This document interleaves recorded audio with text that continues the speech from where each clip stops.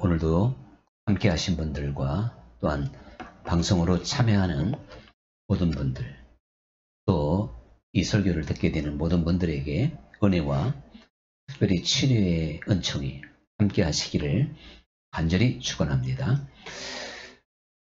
하나님께서 젖과 꿀이 흐르는 땅이라 이렇게 지칭했던 가나안 땅은 사실 우리나라의 수준에서 본다면 굉장히 척박한 땅, 사막지대도 있지만 사막보다 조금 나은 광야지대가 대부분이고,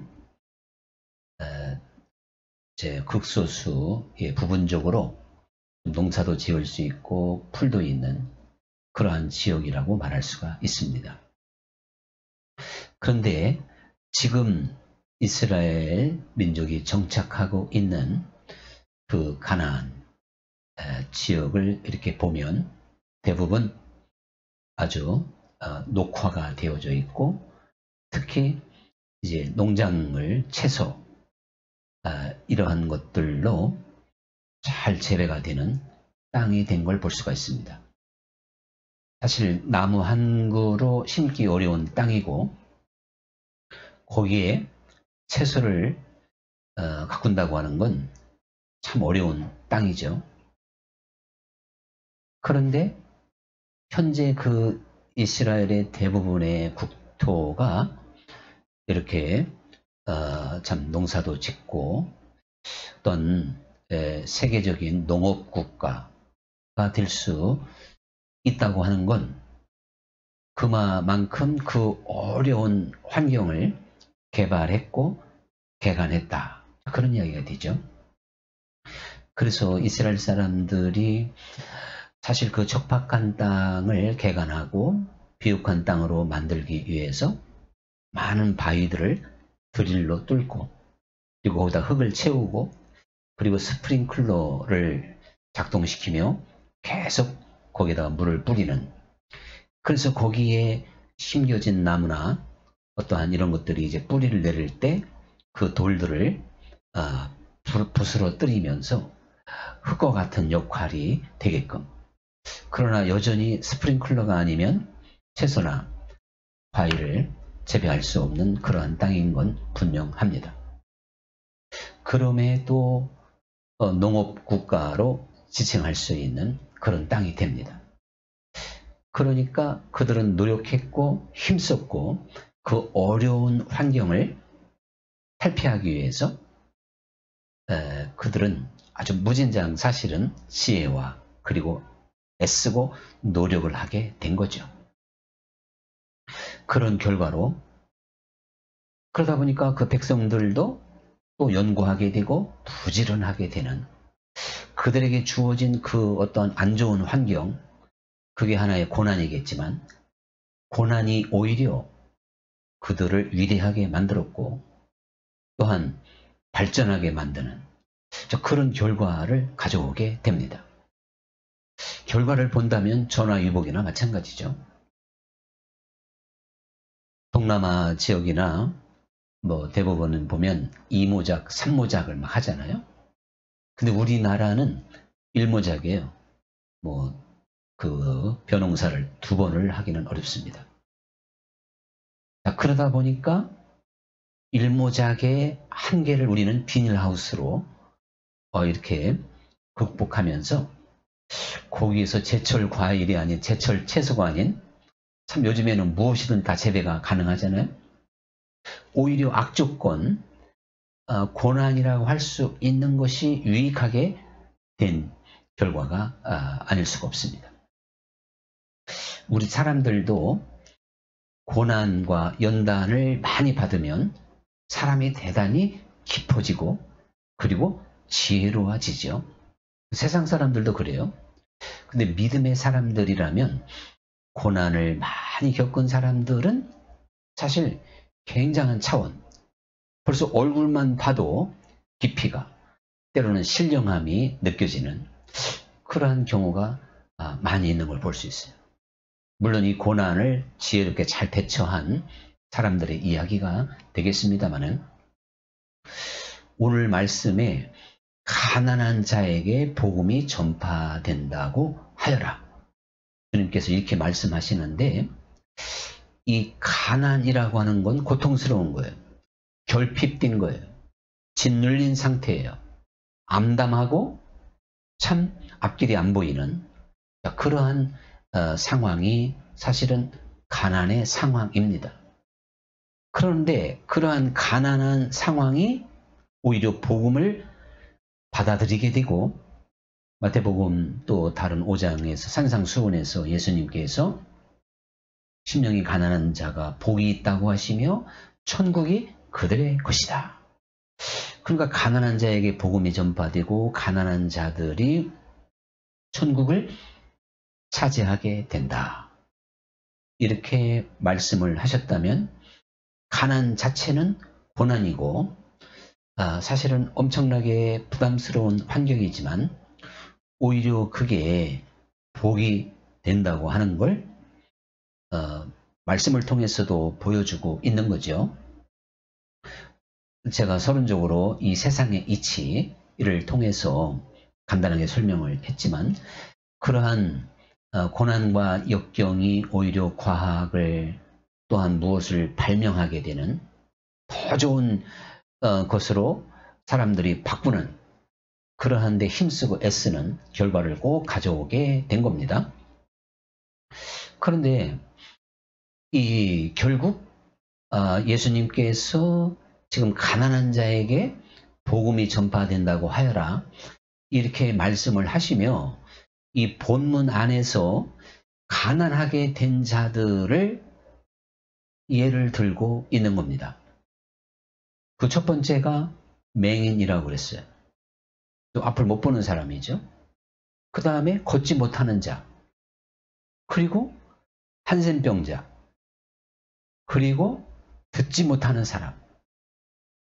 이러한 사람들이 그리고 죽었다가 다시 살아나는 자.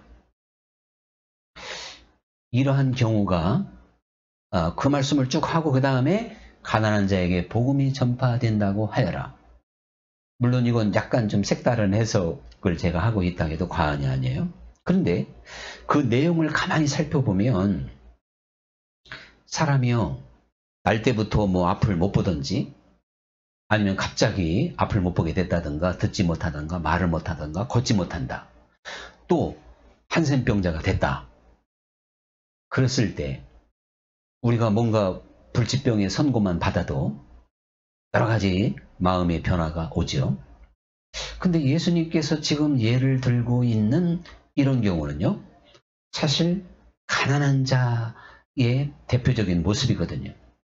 앞을 못 보는 삶, 듣지 못하는 삶, 말하지 못하고 걷지도 못하는 그리고 한센병자가 되어서 가족들에게서 떨어져야 되는 이런 상황이 된다면 사실 그들의 마음은 가난할 대로 가난할 수밖에 없는 것이고 고난도 그런 고난은 없다고 말할 수가 있을 겁니다.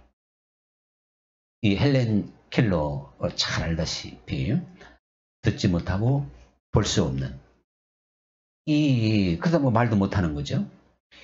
이 사람이 바로 가난한 마음을 가질 수밖에 없었기 때문에 이 헬렌 켈러가 가난한 자의 마음에서 볼 수 있는 그 많은 지혜, 깨달음, 믿음, 그야말로 그 안에 천국이 들어온 듯한 놀라운 세계가 그 심령에 펼쳐지게 됩니다.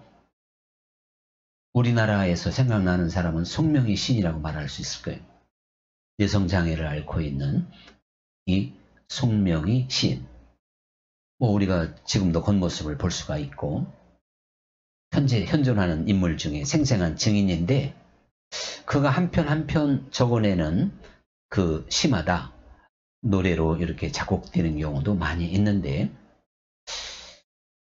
그가 고백하고 있듯이 남이 볼 수 없는 걸, 들을 수 없는 걸, 다른 사람이 깨닫지 못하는 것을 그는 깨닫게 되었다고 하는 그런 고백을 하게 되지 않습니까?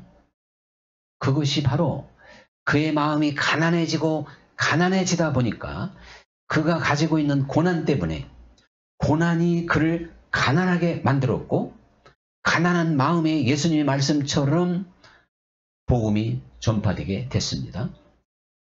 예수님 당시에도 예수님의 말씀에 귀를 기울이고 주님의 복음을 받아들인 사람은 병든 자, 세리와 창기들이 항상 받아들였잖아요. 또 여인들, 어린아이들. 근데 힘 있는 사람, 특히 종교 지도자들은 일사불란하게 예수님을 거부합니다. 오히려 예수님을 십자가에 못 박으려고 항상 호시탐탐 노리는 그러한 일들만 하게 됐습니다. 예수님께서 이 땅에 오셔서 직접 말씀을 전하시고 천국의 비밀을 가르쳐 주었는데도 우리가 쉽게 그러한 상황을 성경을 통해서 찾아볼 수가 있습니다. 그들은 가난한 상태가 무엇인지를 잘 모르기 때문에 그랬던 거예요. 환경 자체가 성경에서 말하는 가난이 아니기 때문에, 때로는 고난이 아니기 때문에. 그런데 예수님의 당시만 하더라도 여인, 우리나라도 얼마 전만 하더라도 우리 어렸을 때 무슨 여자의 일생인가 하는 노래가 사람들한테, 우리 여성분들에게 인기가 있었던 것 같아요. 요즘에 누가 그 노래 불렀다가는 아주 지금 한마디로 참 무서운 사람으로 이렇게 이제 평가를 받겠죠. 그러나 지금도 장애인들 여전히 오늘 말씀한 그대로 앞을 못 보든지 듣지 못하든지 걷지도 못하든지, 이런 사람 입장에서는 마음이 가난해질 대로 가난해질 수밖에 없었고, 그래서 그들이 항상 예수님이 있는 곳에는 병자들이 먼저 찾아왔잖아요. 그만큼 가난했고, 그래서 환영을 하게 된 겁니다. 오늘날도요, 제 아무리 재벌 회장이라 하더라도 사람의 어떠한 육신의 질병 앞에는 가난해지게 되는 겁니다. 그래서 귀에 기울이지 않았던 하나님 말씀에 귀를 기울이게 되는 것이고, 열지 않았던 하나님 나라의 마음을 열게 됩니다. 그러니까 우리는 우리에게 주어진 어떠한 고난, 그것이 질병이든 내게 어떠한 큰 십자가가 됐던 이런 것들을 사실은 우리가 부담스럽게 생각해서도 안 되는 것이고, 믿음 안에서는 오히려 복되게 잘 활용해야 되겠고, 그것을 받아들여서 내게 유익함이 되도록 해야 될 줄로 믿습니다. 그러니까 이 고난이라고 하는 것은 주님을 간절히 의지하게 만들고, 사실 고난이 없이는 마음이 가난해질 수가 없단 말이에요. 그래서 기독교를 고난의 종교라고 이렇게 말할 수가 있는데요. 고난의 그 상황에서만 사람은 마음이 가난해지게끔 되어져 있어요. 너는 할 것 없이. 그러니까 하나님은 우리가 이 세상을 살면서 각자에게 꼭 필요한 고난을 다 줘요. 고난이 없는 사람이 누가 있겠습니까? 조금 더 강한 사람이 있고 약한 사람이 있을 뿐이죠. 우리는 그 고난을 통해서 우리의 마음이 가난해지는 그 순간이라는 것을 깨닫고 주 예수님을 더 온전히 바라볼 수 있는 그러한 지혜를 가져야 될 줄 믿습니다. 제가 박은순 권사님이 이제 금년에 90이잖아요. 그래서 이렇게 주마다 한번 예배를 인도하면서 제가 박 권사님을 거의 40년 가까이, 한 35년 이상 이렇게 지켜봤지 않습니까? 지켜보면서 깨달아지는 것이, 이제 90이 됐으니까 몸도 마음도 마음대로 할 수 없고, 여기저기 아픈 데가 생기고 외로움도 오고, 그런 노인의 그런 어떠한 그 고난, 그거 자체가 마음을 가난하게 만드는 걸 보게 돼요. 매주 갈 때마다. 그래서 처음 이 90까지 산다고 하는 게 얼마나 복인가. 우리는 사실 성경에 더 일찍 진리에 좀 눈을 활짝 열면 30대에도 40대에도 50대에도 우리는 가난한 마음을 인생 자체를 보면서 꼭 고난이 없어도 가난한 마음에 눈을 열 수는 있습니다. 그런데 그렇게 되는 사람이 얼마나 되겠습니까? 그건 정말 말씀에 깊이 보고 하나님의 말씀에 눈을 확 열어줘야만이 20대, 30대, 40대, 50대에서 그저 나이와 상관없이 지금 내가 처한 고난과 상관없이 우리는 분명히 가난한 세계를 이해할 수 있고 깨달을 수 있고 믿을 수가 있어요. 그래도 아무리요, 저를 돌이켜보면요, 20대 후반부터 이 가난한 세계 하나님의 눈을 열어주기 시작한 거예요. 근데 그때나 지금이나 아는 건 큰 차이가 없는 것 같은데 60이 돼서 저 자신을 볼 때 참 20대, 30대, 40대 참 위험했구나. 머리는 알고 분명히 깨달았는데 그리고 가난한 세계가 가난한 그 영적 상태가 뭔가를 정말 동감하고 거기에 공감하고 또한 아멘 이렇게 힘껏 부르짖었지만 쉽게 그 가난한 세계에 머물지 못하고 또 그 가난한 세계의 능력을 발휘하지 못하는 그런 모습을 보면서 참 안타까울 때가 많았습니다. 그런데 지금 90이 된 박권사님 정말 가난한 마음이 되어서 마음을 비우고 욕심도 없고 또한 쓸데없이 시기 질투하지 않고 미움도 버리고 참 초연하게 그 심령을 아름답게 비우면서 하나님만을 바라볼 수 있는 하루에 낙이 어디 있겠어요? 무슨 낙이 있겠냔 말이에요. 그래서 제가 계속 그렇게 강조하고 있습니다. 그 전에 이제 교회를 못 나오시면서 제가 처음에 찾아갈 때에는 아이고 목사님 나 왜 이렇게 빨리 안 죽는데요. 그런 얘기도 하시더라고요. 그런데 이제 시간이 쌓여지면서 하나님께서 나를 90까지 살게 하셨고 거동이 불편해서 교회는 못 나오지만 이제 남이 받을 수 없는 마음, 남이 알 수 없는 세계를 인생의 열림과 함께 받았으니 권사님 얼마나 감사합니까? 그러니까 날마다 주님과 동행할 수 있는 그러한 환경, 그러한 차원을 하나님이 주셨으니 그 가난한 마음 안에 주님과 늘 동행하는 삶이 되시라고 그렇게 힘주어서 설교하다 보니까요. 어떤 때는 솔직히 1000명 앞에 설교하는 것보다 더 감사하더라고요. 1000명이 모인 자리에 가난한 마음을 가질 수 없다면 아무리 귀한 이야기를 해도 공허한 멜로디예요. 공허한 소리요. 아무런 의미가 없는 거예요. 1000명이 모였다 하더라도. 그런데 이건 하나님이 그런 확 깨달음을 주시더라니까요. 1000명 앞에서 설교하는 것보다 더 큰 기쁨, 보람을 저는 깨닫게 됩니다. 그만큼 가난한 마음이 얼마나 아름다운지. 우리나라도 이제 기독교가 교세가 날로 위축된다고 너나 없이 걱정을 합니다. 그래서 왜 그럴까? 여러 가지 이제 신학자나 사회학자 모든 면에서 이렇게 연구도 해보고 발표도 합니다. 다 부분적으로는 맞겠지만 가장 근본적인 것이 있다면 과학이 발달하고 부유해지는 거죠.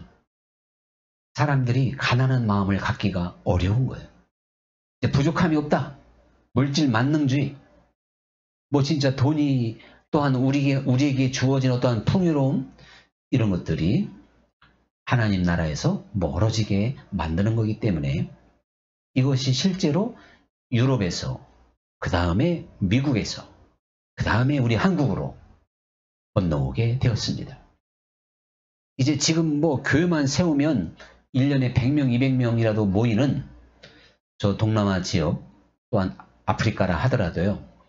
그 나라도 우리나라 수준처럼 잘 살게 되면 거기도 날로 기독교는 쇠퇴하게 됩니다. 그건 어쩔 수 없는 겁니다. 그만큼 사람의 환경의 지배를 받고 우리에게 주어지는 고난이 그러니까 유익이라고 하는 걸 우리는 다시 한번 생각하게 될 텐데요. 이 고난은 우리가 하나님을 바라보게 되고 또한 가난한 마음을 배울 수 있게 해준다, 그런 이야기죠. 야곱이 하나님 앞에 가장 가난했던 마음을 가졌던 시간이 야복강이었어요. 여수를 만나야 되는데 문제는 해결이 안 되는 절체절명의 위기. 그때가 가난한 마음을 가져요. 그리고 정착해서 좀 해이해졌을 때 이제 그 딸 디나로 인하여 이제 세겜 족속들과 충돌이 벌어졌을 때 이건 에서 앞에 서 있는 야곱과 같은 두 번째 위기라고 말할 수가 있죠. 그때 또 야곱은 가난한 마음으로 모든 장식물을 다 떨어뜨리고 베델로 올라가서 모든 일궈놓은 걸 다 놓고 베델로 가서 전적으로 하나님을 바라보게 되었던 것입니다. 점점점 가나안 족속들의 풍습과 생활에 익숙해져가는 야곱과 야곱의 아들들이 모든 그들의 우상의 형상을 다 떨어버리고 베델로 올라가게 되었던 것이거든요. 한번 탕자를 생각해 보세요. 탕자가 모든 것을 잃고 가난해질 대로 가난해질 수밖에 없는 상황. 실제의 가난이 탕자로 하여금 그 아버지를 찾게 만들었거든요. 이 바울이 자기의 그 몸의 가시, 참 바울이 뭐 그게 안질이다, 요즘을 말하면 또한 간질이다, 뭐 이런 여러 가지 이제 학설이 있습니다만은 바울은요 그 고난이 있었기 때문에 자기에게 언제나 가난한 마음을 잃지 않을 수가 있었던 겁니다.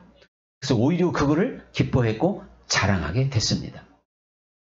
우리가 그리스도를 온전히 안다면 예수님께서 나를 따라오려거든 자기를 부인하고 날마다 자기 십자가를 지라 그랬죠?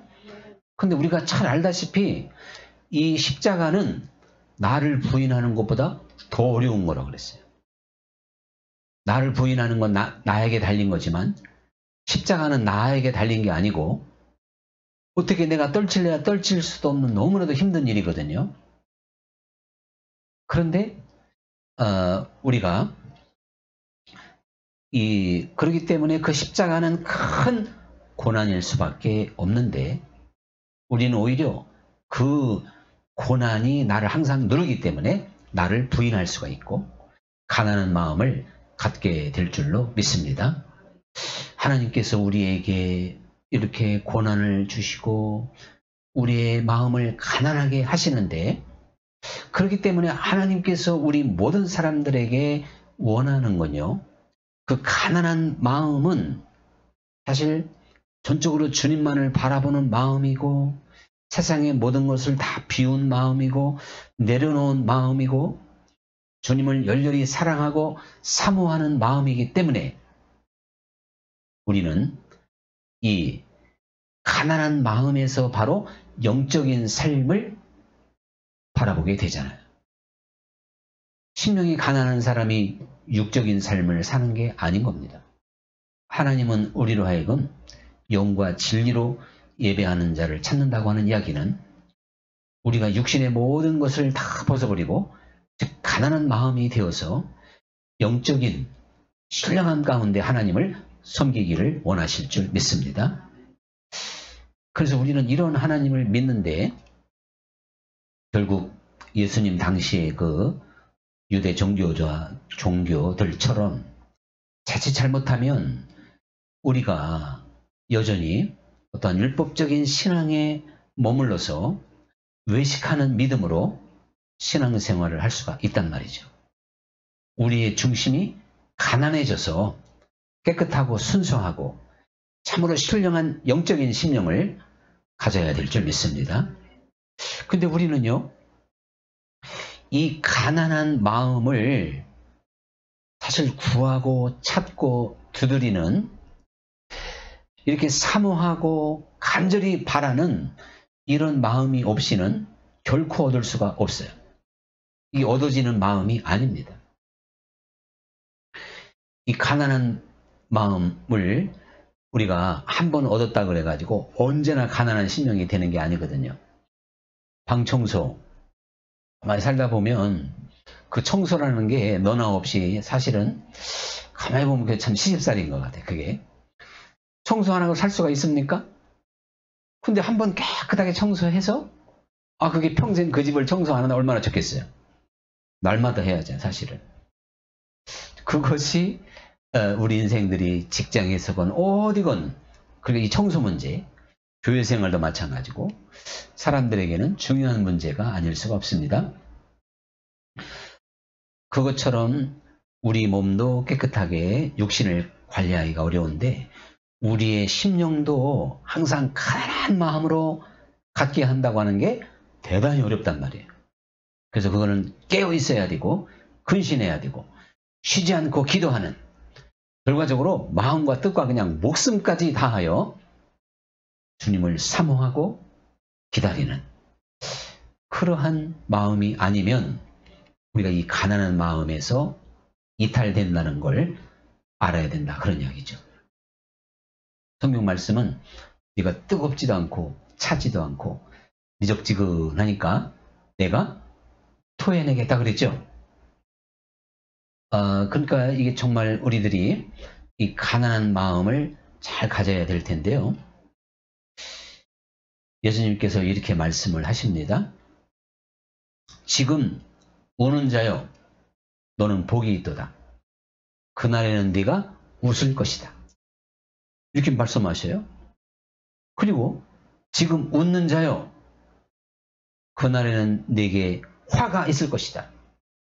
그때는 네가 울 것이다. 이거 참 알아듣기 어려운 그런 말씀을 하시죠. 고난 가운데에서 마음이 가난해진다고 하는 건 하나의 그 애통하는 마음이고 우는 마음이죠. 울 수밖에 없는 고난, 역경, 시련, 그것은 곧 우리의 마음을 가난하게 만듭니다. 그 고난 속에서 가난한 마음을 잃지 않고 네가 걸어가면 결국 그날에는 웃게 되는 것이다. 근데 사람들이 이 세상에서 웃을 일을 찾아다니다가 결국 마지막 날에는 슬피 울며 이를 갈게 되는 겁니다. 우리의 웃음 속에 헛되고 헛된 것들이 들어오는 것이며 우리의 웃음이 우리의 욕망을 채우고 우리의 교만함을 또한 우리의 헛된 야망을 채우고도 남고 그것을 즐기는 헛되고 헛된 것이죠. 그래서 이 세상 가운데서 지금 웃는 그런 육적인 삶을 우리가 산다고 하는 건 영원한 불행을 가져올 수밖에 없는 거죠. 이 부자와 나사로의 이야기를 한번 생각해 보세요. 부자와 나사로. 부자는 항상 웃었어요. 그렇죠? 좋은 옷도 입고 뭐 그냥 진짜 있는 것 없는 것 다 차려놓고 아주 호화롭게 살았습니다. 자색 옷을 입었다고 하는 건 오늘날로 말하면 가장 명품 옷을 입었다고 생각하면 돼요. 그리고 날마다 잔치를 베풀었어요. 근데 그 부자 대문 앞에는 나사로가 있었어요. 나사로는 다 잔치 먹고 그냥 사람들 쓰레기로 버리는 것. 우리나라도 뭐 잔치집에서 먹다 남은 음식 얼마나 많겠어요. 그것으로 배를 채울 수밖에 없었고 음식 먹는 게 불량해서 그런지 온몸에 그냥 두드러기가 나서 피고름이 날 정도로 얼마나 고통스러운 순간이겠어요. 부자는 날마다 웃었고 나사로는 날마다 울었습니다. 결국 예수님 말씀대로 나사로는 저 영원한 나라에서 웃는 자가 되었고 부자는 영원히 슬피 울 수밖에 없게 됐잖아요. 이거는 하나의 비유인데요. 예수님께서는 이 말씀을 통해서 근본적으로 이 세상을 부자처럼 살아가는 사람이 있고 나사로처럼 살아가는 사람이 있다. 나사로처럼 살아간다고 해서, 살아야 된다고 해서 우리가 이렇게 거지처럼 살아가는 건 아니거든요. 우리의 마음을 낮은 곳에 두고 가난한 곳에 두고 그래서 하나님의 나라가 항상 임할 수 있는 겸손한 마음, 세상 것으로 결코 묻지 않는, 세상의 욕망에 사로잡히지 않는 가난한 마음을 항상 가져야 될 줄 믿습니다.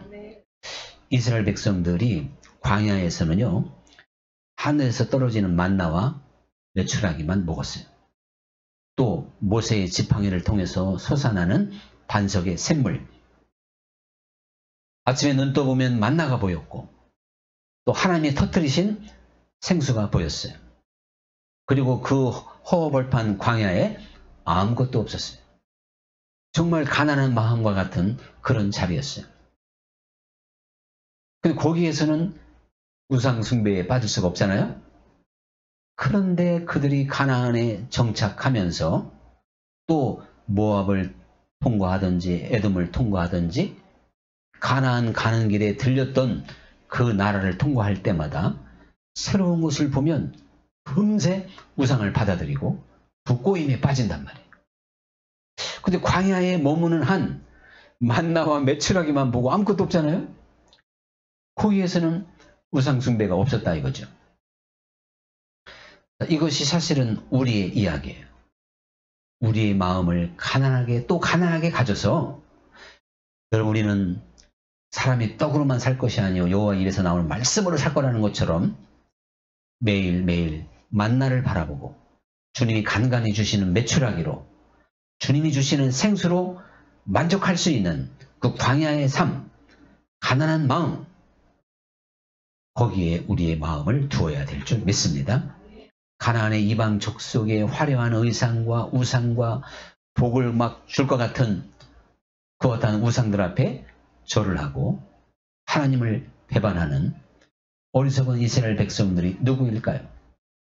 오늘 우리들이 가난한 마음을 잃어버리고 세상 속에서 먹고 마시며 세상을 즐기고 세상을 따라가고 세상 때문에 울고 웃고 육신의 것 때문에 울고 웃는다면 이게 바로 우리의 마음을 빼앗긴 가난하지 않은 마음이라는 것을 기억해야 될 줄 믿습니다. 자, 이제 오늘의 찬양 드리겠습니다.